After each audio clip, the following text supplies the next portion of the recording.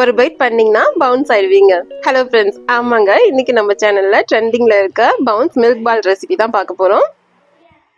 சின்ன சின்ன டிப்ஸ் கூட ஷேர் பண்ணியிருக்கேன். கடைசியில் வர ரியாக்ஷன் வீடியோவை மிஸ் பண்ணாம பாருங்க. 250 மில்லி ஃபுல் மில்க் க்ரீமை காய வச்சுட்டு 2 ஸ்பூன் சர்க்கரை சேர்த்து வடிகட்டி எடுத்து வச்சுக்கோங்க. ஒரு பேனில் 2 ஸ்பூன் மில்க் பவுடர் சேர்த்துக்குங்க. இது கூட 1 கப் கார்ன்ஃப்ளவர் சேர்த்துக்குங்க. கொஞ்சமாக தண்ணி சேர்த்துட்டு கட்டி இல்லாமல் கரைச்சி எடுத்துக்கணும். அடுப்பை ஆஃப் பண்ணிவிட்டு இது எல்லாத்தையும் ஃபஸ்ட்டு ரெடி பண்ணிக்கலாம். கொஞ்சம் ஃப்ளேவருக்காக நான் பைனாப்பிள் எசன்ஸ் சேர்த்துருக்கேன். இது எல்லாத்தையும் நல்லா கரைச்சிட்டு காய்ச்சி வச்சுருந்த பாலையும் இதில் சேர்த்துக்குங்க. இப்போ இது எல்லாத்தையும் நல்லா மிக்ஸ் பண்ணிவிட்டு அடுப்பை சிம்மில் வச்சு கிளறிட்டே இருங்க. நம்ம கிளற இந்த மாதிரி கட்டி ஆகிட்டே வரும். அடுப்பு ரொம்ப ஸ்லோவாக இருக்கணும். கொஞ்சம் ஸ்பீடாக வச்சிங்கனாலும் அடி பிடிச்சிக்கும், கலரும் மாறிடும். பால் கூட சேர்ந்து மில்க் பவுடரும் கார்ன்ஃப்ளவரும் நல்லா திக்காகணும்.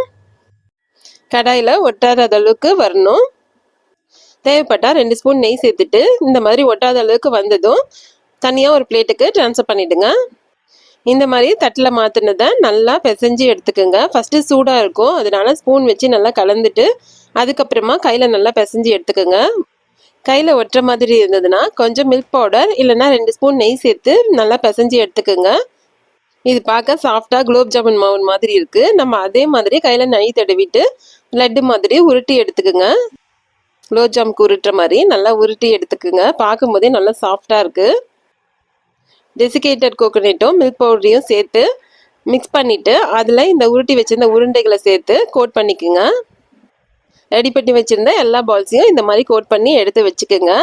இதுக்கு மேலே கொஞ்சமாக மலைச்சாரல் மாதிரி மில்க் பவுடரை தூவி விட்டுருங்க. சல்லடியில் வச்சு சலிச்சிங்கன்னா இந்த மாதிரி அழகாக விழுந்துடும்.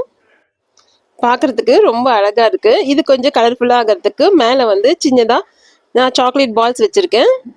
இப்படி ஷேக் பண்ணும்போது எப்படி அழகாக ஷேக் ஆகுது பாருங்கள். நம்ம அழுத்தி பார்க்கும்போது நல்லா பவுன்ஸ் ஆகும். பஞ்சு மாதிரி பவுன்ஸ் மில்க் பால் ரெடி ஆகிடுச்சு. என் பையன் சாப்பிட்டு என்ன சொல்கிறான்னு பாருங்கள். 15 நிமிஷத்துலேயே வீட்டில் இருக்க பொருளில் சூப்பரான ஸ்வீட் ரெடி ஆகிடுச்சு. இந்த வீடியோ பிடிச்சிருந்தா லைக் பண்ணுங்கள், சப்ஸ்கிரைப் பண்ணுங்கள். தேங்க்யூ.